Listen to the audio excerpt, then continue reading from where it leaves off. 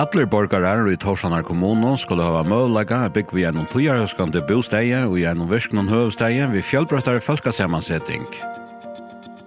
Havnen i menning og som høvsteder, altså høvsteder, til å erkjenne at de fleste vilja bygge her.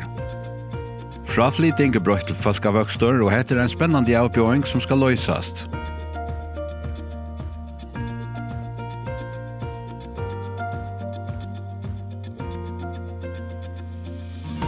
Tøyande erkjenne for bomønster forjonerer vi bygva lijonli utamon til alder, familjemønster, mentan og inntøkko. Her som velger vi framhaldande arbeid fire.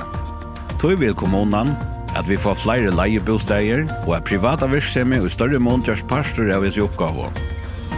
At gå mølager vil kjøpe egna uibo, tvoi eller ræhus, og at det framhaldande vil gå mølager at åkna seg lente at bytja egi sethus av.